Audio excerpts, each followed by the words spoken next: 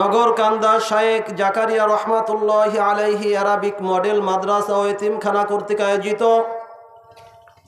আজ 17 ফেব্রুয়ারি 2024 রোজ শনিবার এই মাহফিলের সম্মানিত সভাপতি মুআজ্জাজ উলামা ইকরাম ও আমার সামনে উপবিষ্ট তাওহীদি জনতা, মুরব্বী বাবারা ও যুবক ভাইয়েরা, পর্দার আড়ালে অবস্থানরত আমার মা ও বোনেরা, সর্বপ্রথম ওই রব্বুল আলামিনের শুকরিয়া জ্ঞাপন করছি যে রব্বুল আলামিন আমাদেরকে এই ফিতনা ফাসাদের জামানায় এই জান্নাতের বাগানে আগে আগে এসে কিছু কথা বলা এবং শোনার তৌফিক দান করেছেন। সেজন্য সকলেই অন্তর থেকে শুকর আদায় করে বলে আলহামদুলিল্লাহ। আমরা সকলেই অবগত আছি যে আজ একটি দ্বীনি প্রতিষ্ঠান মাদ্রাসার থেকে এই জান্নাতের বাগান মেলানো হয়েছে। তাই এই মাদ্রাসাগুলোতে প্রত্যেক দিন এমনকি 24টি ঘন্টাই কোরআন শিখার জন্যই ব্যস্ত থাকা হয়।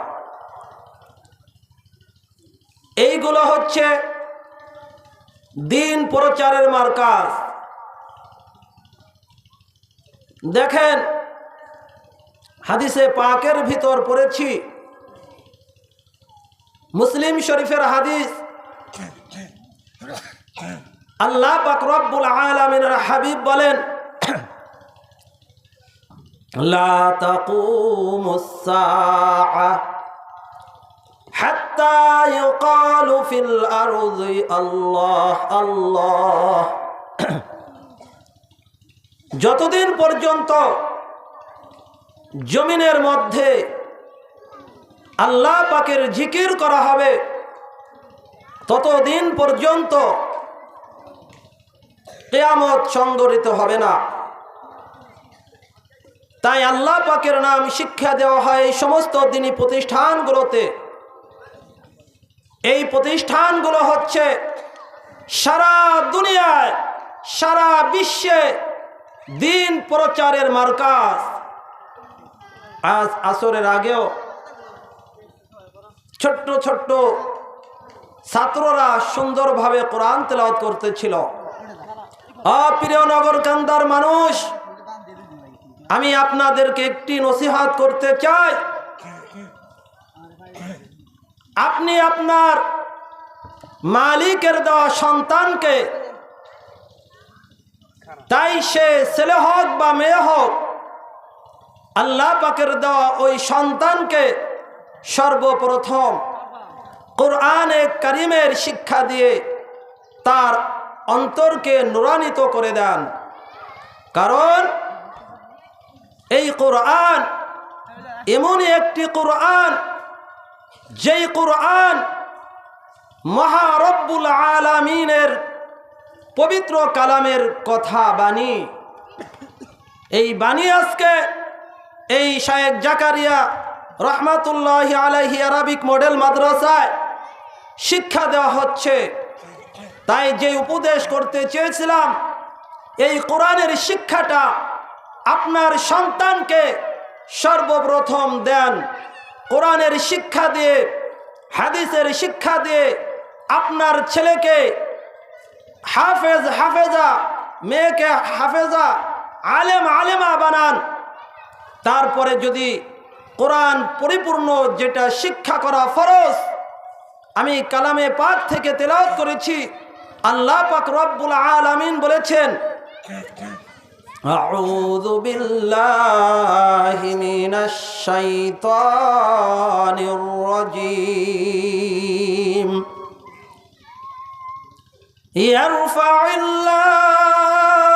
ইয়ারফা'ুল্লাযীনা আমানু মিনকুম ওয়াল্লাযীনা উতুল ইলমা দারাজাত। আল্লাহ পাক রব্বুল আলামিন বলেন, তোমাদের মধ্য থেকে যারা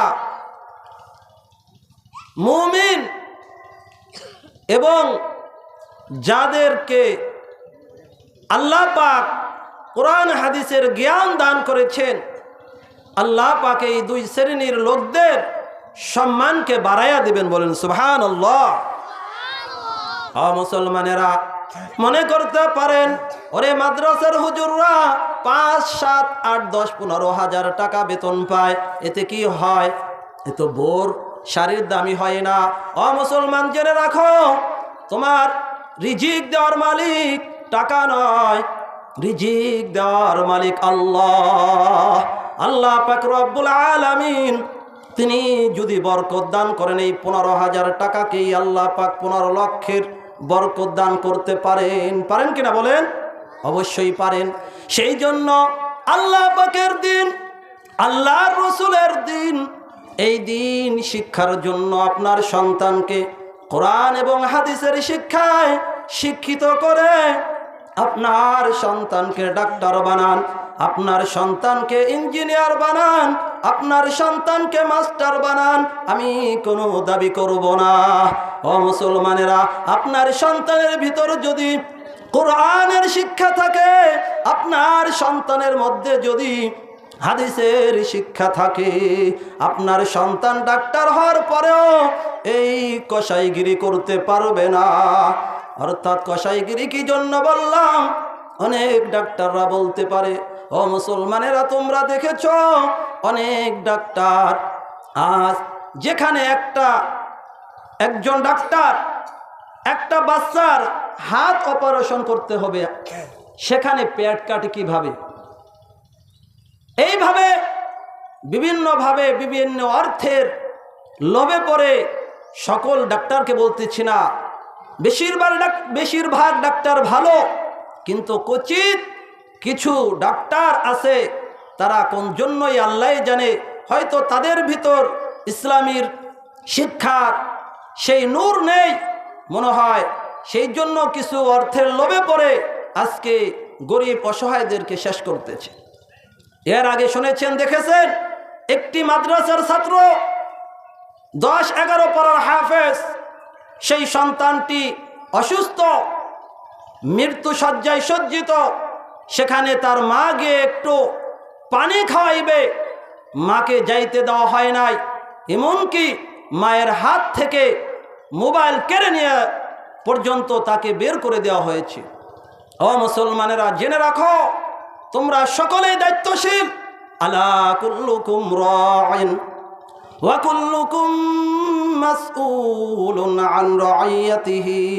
সকলেই যেহেতু দায়িত্বশীল, আর সকলকেই দায়িত্ব সম্পর্কে জিজ্ঞাসা করা হবে, তাই আমার অনুরোধ থাকবে, আপনার সন্তানকে এই রূপভাবে শায়েখ জাকারিয়া রহমাতুল্লাহি আলাইহি আরাবিক মডেল মাদ্রাসা, এমনকি যত মাদ্রাসা আছে, মদিনাতুল উলুম, কাসিমুল উলুম, যেইগুলো খালেস প্রতিষ্ঠান, সেইগুলোতে দিয়ে আপনার নিকটে যেইটা হয়, ছোট বাচ্চাদেরকে সেই প্রতিষ্ঠানে প্রেরণ করে কোরআনের শিক্ষা দেন, হাদিসের শিক্ষা দেন।